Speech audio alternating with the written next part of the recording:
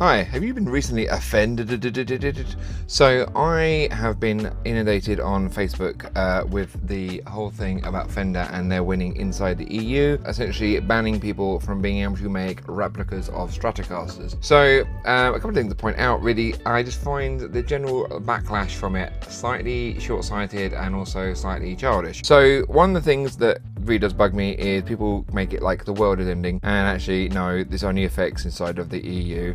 Products and sold inside the EU. One of the dick moves I feel Fender is doing is making people destroy existing stock and recall existing stock and basically destroy that, which means that a lot of guitar builders may actually go out of business because of this, and I think that is a slightly dick move for Fender. And it's not like Fender doesn't do dick moves. Fender has done a multiple load of dick moves in its time. In recent history, I know that obviously it has done price fixing, so basically guitar shops could not sell a Fender guitar at a lower price, and also they basically make you buy X amount of Fenders every month, which means that, yeah, for a guitar shop to stay in stock, they have to buy a lot of Fender guitars and keep them in stock. But the thing is, they don't really sell. That is why you've seen a lot of guitar shops go out of business, because they have to buy X amount of Fenders every month. Otherwise, Fender won't do business with them. So there are things that Fender have done to shoot themselves in the foot. And I think going forward, what they will do is they will move to a more directly selling to consumer method of selling.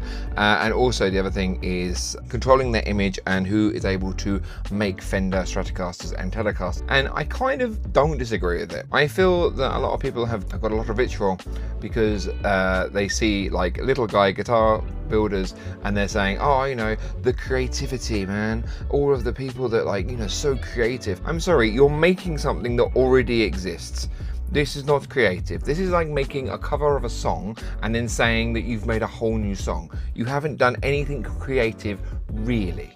Okay, so go and do something original. Now, this is something that I feel that may shoot Fender in the foot, because actually what you're doing is you're saying to a whole load of builders, hey, go and do something that looks nothing like this. And what that means is that you might actually end up with a lot of guitar builders that go out and build something that's actually better or more suitable and actually does get the public's attention, other than, you know, old hat Fender and old hat Gibson guitars, because I imagine Gibson will also be looking at this and going, oh, I also want to do that too. However, I do feel that Fender kind of has to do this to stay alive. And obviously a couple of years ago, Gibson did go out of business, and this is something that I feel that will happen to Fender. A lot of guitar companies, if you look at something like Marshall, who have had to completely pivot into Bluetooth speakers to be able to stay relevant, I do feel that something that guitar companies are going to have to do is either diversify or move product, or basically lock down their IP so they can make the most amount of money on what they have, because Fender doesn't have anything going for it, and neither does Gibson in terms of future profits that are coming down the line. There is nothing that Fender can do to innovate to be able to bring more money in. I always find that their amp modeling stuff is slightly subpar. I always find that anything they do is slightly bandwagony. They never actually invest and buy startups. They usually will just make a copy of that thing and it won't be as good. You know, I see it as well with like Boss as well. I think Boss is one of those companies that is going to end up having an issue at some point, because they're just not going to make the money to keep the lights on, and that's a bit of a problem.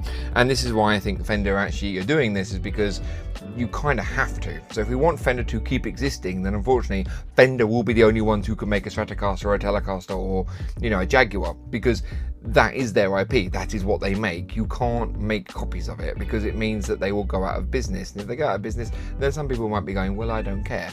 And that's fine. I think they're our own worst enemy, to be honest with you, because there are too many guitars in the world. You know, a lot of people are saying, like, oh, I'll never buy a Fender again. I'm sorry, who is going out and buying a brand new Fender? Who is buying a brand new Fender constantly? No one is doing that. No one wants to buy a new Fender, because there are so much stuff on the used market that's like in really good condition that is not, you know, it's just like a third off or half the price of a brand new Fender guitar, depending on where it's made. Not even that, even the quality of it is not absolutely fantastic.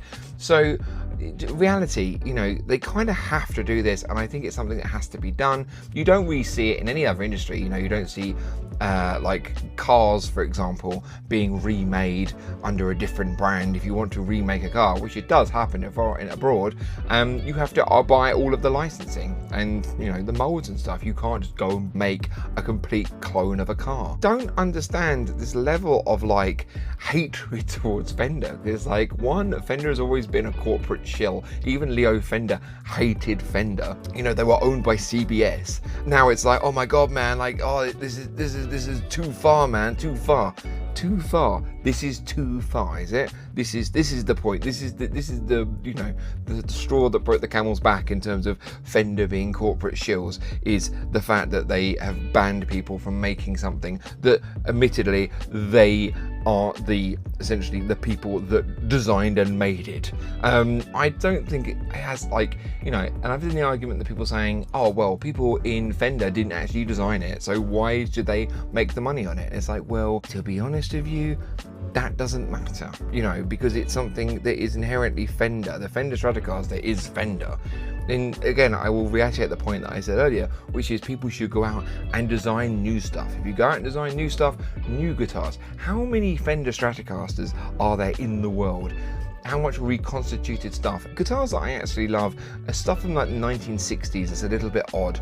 You know, like the Airlines, Sirocos, Tesco's, you know, all the weird Japanese guitars that came out before they started just copying Stratocasters. And I think that this is actually something to be, you know, maybe celebrated, in fact, instead of, rather than going, oh, bloody hell, Fender, actually going, okay, fine, doesn't matter, we're going to go and make our own stuff. No, fuck Fender.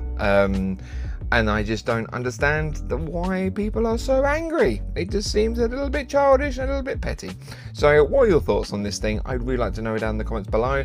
If you want to subscribe to the channel, because I'm going to do more videos like this, because I do think there is something about the market and how it currently is in terms of like how Marshall is happening, what's happening at Gibson, and all the other guitar companies that I think are so either going to go out of business or going to have to redistribute into different types of you know, consumer electronics or different avenues, or just go bust.